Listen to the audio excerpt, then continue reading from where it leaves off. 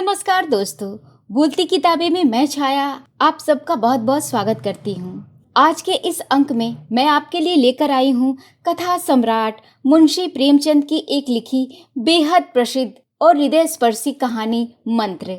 दोस्तों, यह कहानी महज कुछ पन्नों का किस्सा नहीं है, बल्कि यह इंसानियत, कर्तव्य और क्षमा जैसे गहरे जीवन मूल्यों का एक सजीव चित्रण है।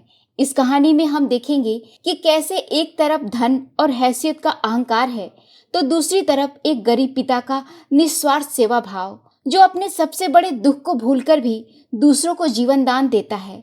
तो चलिए महसूस करते हैं भावनाओं के इस उतार चढ़ाव को और सुनते हैं मुंशी प्रेमचंद की अमर रचना मंत्र। संध्या का समय था। डॉक्टर चड्डा टेनिस खेलने के लिए तैयार हो रहे थे। मोटर द्वार के सामने खड़ी थी कि कहार डोली लाते दिखाई दिए। डोली के पीछे एक बूढ़ा लाठी टेकता चला आ रहा था। डोली औषधालय के सामने आकर रुक गई। बूढ़े ने धीरे धीरे आकर द्वार पर पड़ी हुई चिक से अंदर झांका। ऐसी साफ सुथरी जमीन पर पैर रखते हुए भय हो रहा था कि कहीं कोई घुड़क न बैठे। डॉक्टर साहब ने चिक के अंदर से ही गरज कर कहा, कौन है, क्या चाहता है? बूढ़े ने हाथ जोड़कर कहा, हुजूर, बड़ा गरीब आदमी हूँ, मेरा लड़का कई दिन से बहुत बीमार है। डॉक्टर साहब ने कहा, कल सवेरे आओ, कल सवेरे, हम इस वक्त मरीजों को नहीं देखते।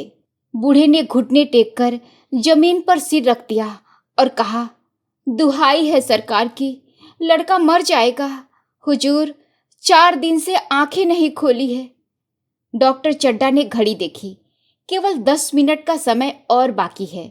उन्होंने कहा, कल सवेरे आओ, यह हमारे खेलने का समय है।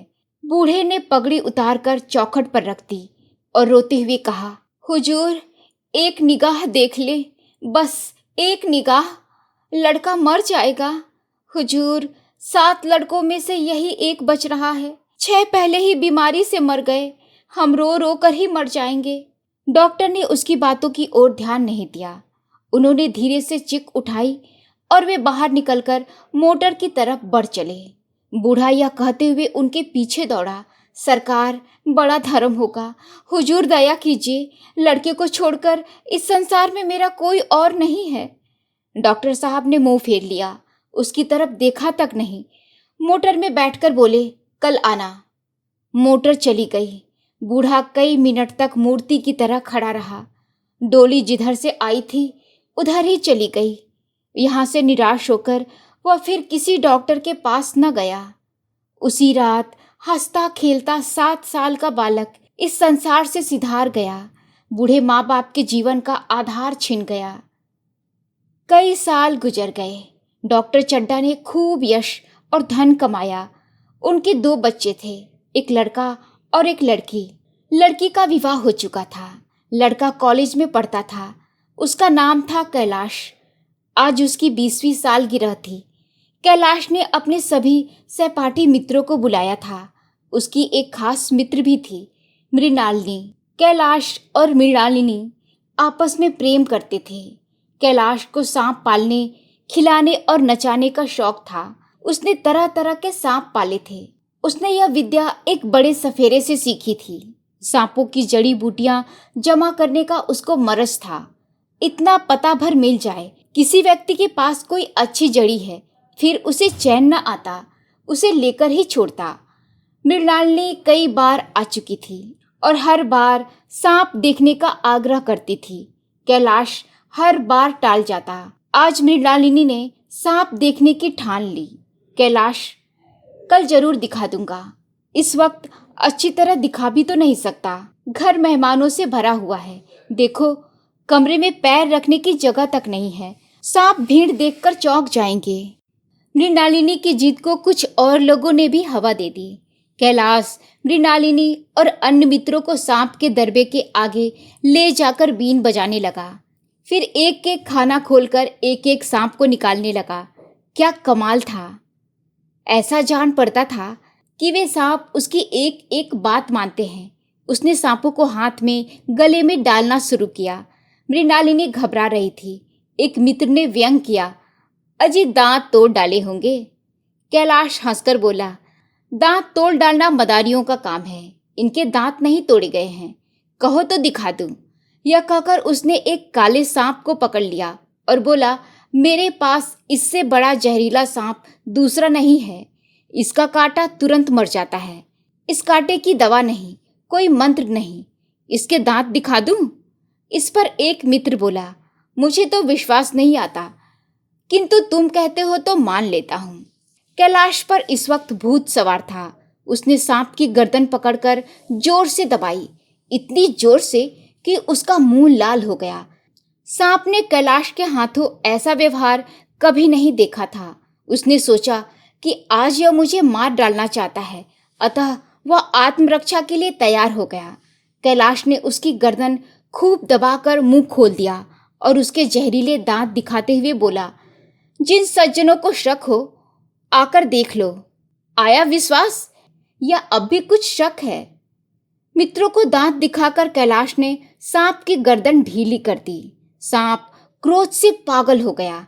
गर्दन ढीली पड़ते ही उसने फन उठाकर कैलाश की अंगुली में जोर से काटा और वहां से भाग निकला। कैलाश की अंगुली से टप टप खून टपकने लगा। उसने जोर से अंगुली दबा दी और कमरे की तरफ भागा। तुरंत ही एक जड़ी पीसकर लगाई। मित्रों में हलचल मच गई। डॉक्टर साहब घबरा गए। डॉक्टर साहब ने चीरा लगाने को कहा, लेकिन कैलाश को जड़ी पर पूरा विश्वास था। एक ही मिनट में कैलाश की आंखें झपकने लगी, होठों पर नीलापन दौड़ने लगा, यहां तक कि वह खड़ा भी न रह सका। फर्श पर बैठ गया। सारे मेहमान कमरे में जमा हो गए। कैलाश को फर्श पर लिटा दिया गया और पंखा झलने लगे। एक महाशय बोले, कोई मंत्र झाड़ने वाला मिले तो संभव है जान बच जाए। एक मंत्र झाड़ने वाला आया भी, मगर कैलाश की सूरत देखकर उसे मंत्र चलाने की हिम्मत न पड़ी। बोला, अब क्या हो सकता है सरकार, जो कुछ होना था वो हो चुका। घर के सब लोग रोने लगे। शहर से कई मील दूर एक छोटे से घर में एक बूढ़ा और बुढ़िया अंगीठी के सामने बैठे जाड़े की रात काट रहे थे। मिट्टी के तेल की एक कुप्पी ताक पर जल रही थी। घर में ना चारपाई थी न बिछौना। एक कोने में थोड़ी सी पुआल थी। बुढ़िया दिन भर उपले और सूखी लकड़ियां बटोरती थी। बूढ़ा रस्सी बांटकर बाजार में बेच आता था। यही उनकी जिंदगी थी। किसी ने द्वार पर आकर आवाज दी, भगत भगत, क्या सो गए? जरा किवाड़ खोलो। भगत ने उठकर किवाड़ खोल दिया। एक आदमी ने अंदर से कहा, कुछ सुना? डॉक्टर चड्डा के लड़के को सांप ने काट लिया। तुम चाहो तो चले जाओ, आदमी बन जाओगे, खूब पैसा मिलेगा। बूढ़े ने कठोर भाव से सिर हिलाकर कहा, मैं नहीं जाता, मेरी बला से। मरे? मैं उस डॉक्टर को खूब जानता हूं। मेरा लड़का अंतिम सांसें गिन रहा था। मैं भैया को लेकर उन्हीं के पास गया था। डॉक्टर साहब खेलने जा रहे थे। मैं पैरों पर गिर पड़ा कि एक नज़र देख लीजिए, मगर उसने सीधी मुंह बात तक नहीं की। अब जान पड़ेगा कि बेटे का गम कैसा होता है। उस वक्त मेरी आंखों में आंसू निकल पड़े थे, पर उन्हें तनिक भी दया न आई थी। तो नहीं जाओगे? हमने जो सुना था उसे कह दिया। अच्छा किया, अच्छा किया, कलेजा ठंडा हो गया। तुम जाओ, आज चैन की नींद सोऊंगा, एक चिलम और पीऊंगा। अब मालूम होगा लाला को, सारी साहिबी निकल जाएगी। हमारा क्या बिगड़ा? लड़के के चले जाने से कोई राज तो चला नहीं गया। जहां 6 चले गए वहां एक और चला गया। तुम्हारा तो राज सुना हो जाएगा। उसी के वास्ते सबका गला दबा दबा कर धन जोड़ा था ना। अब क्या करोगे? आदमी चला गया। भगत ने किवाड़ बंद कर दिए। तब चिलम पीने लगा। बुढ़िया ने कहा, इतनी रात गए, जाड़े में कौन जाएगा? अरे दोपहर भी होती तो भी मैं न जाता। सवारी दरवाजे पर लेने आती तो भी न जाता। भूला थोड़े ही हूं, मेरे बेटे को निर्दयी ने एक नज़र देखा भी न था। भगत के लिए यह जीवन में पहला अवसर था कि ऐसा समाचार पाकर भी वह बैठा रह गया। 80 बरस के जीवन में ऐसा कभी न हुआ था कि सांप की खबर सुनकर वह दौड़ न गया हो। कैसा भी मौसम हो, लेन देन का विचार, कभी मन में आया ही नहीं। बुढ़िया सो चुकी थी। बूढ़े का मन भारी हो रहा था। उसे चैन न आ रहा था। ऐसा लग रहा था जैसे उसकी कोई चीज खो गई है। बूढ़ा खड़ा हो गया। उसने अपनी लकड़ी उठाई और धीरे से किवाड़ खोले। बुढ़िया जाग पड़ी। उसने पूछा, कहाँ जाते हो? कहीं नहीं। देखता था कि कितनी रात है। अभी तो रात बहुत है, सो जाओ। नींद नहीं आती। नींद काहे को आएगी? मन तो चड्डा के घर में लगा हुआ है। चड्डा ने हमारे साथ कौन सी नेकी कर दी है जो वहां जाऊं? पागल नहीं हूं कि जो मेरे लिए कांटे बोए मैं उसके लिए फूल बोता फिरूं। बुढ़िया फिर सो गई। भगत ने किवाड़ लगा दिए और फिर आकर बैठ गया। उसने फिर किवाड़ खोले, इतने धीरे कि बुढ़िया को खबर भी न लगे। बाहर निकल गया। भगत ने आगे पैर बढ़ाया। भगत लाठी खट खट करता हुआ लपका चला जा रहा था। उसके मन में कई बार आया कि ना जाए, रुक जाए, लेकिन अंतर्मन उसे आगे ठेल रहा था।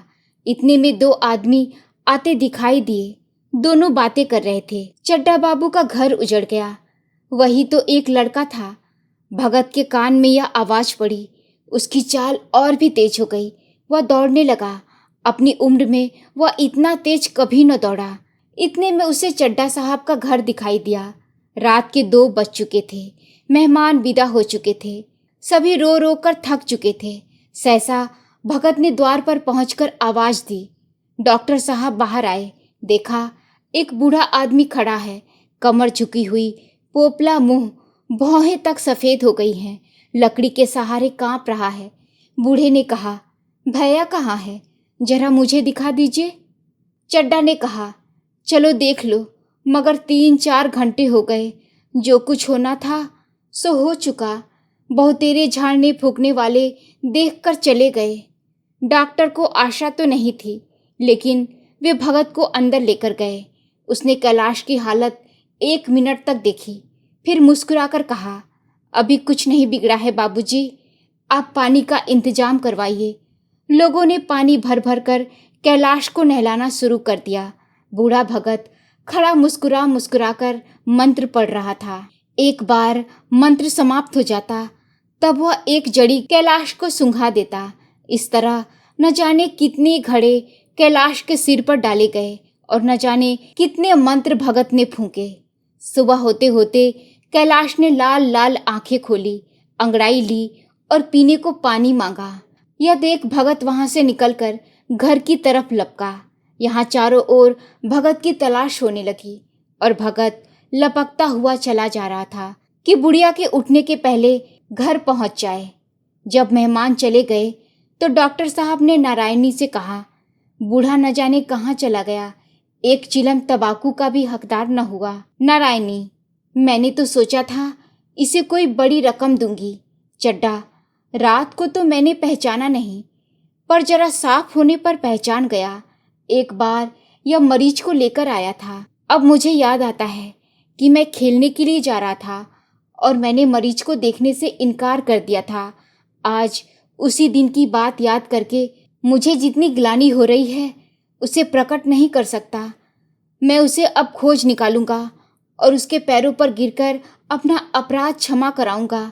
वह कुछ लेगा नहीं, यह जानता हूँ। उसका जन्म यश की वर्षा करने के लिए ही हुआ है। उसकी सज्जनता ने मुझे एक ऐसा आदर्श दिखा दिया है जो अब जीवन पर्यंत मेरे सामने रहेगा। तो दोस्तों, यह थी मुंशी प्रेमचंद की कहानी मंत्र। बूढ़े भगत के निस्वार्थ कर्म और उसकी क्षमाशीलता ने सचमुच मन को झकझोर कर रख दिया है ना। यह कहानी हमें सोचने के लिए मजबूर कर देती है कि इंसानियत और करुणा से बड़ा दुनिया में कोई धर्म या कोई मंत्र नहीं होता।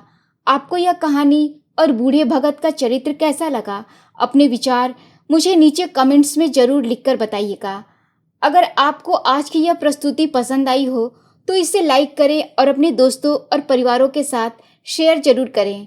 और बेहतरीन कहानियों के सफ़र से जुड़े रहने के लिए बोलती किताबें को सब्सक्राइब करना ना भूलिए।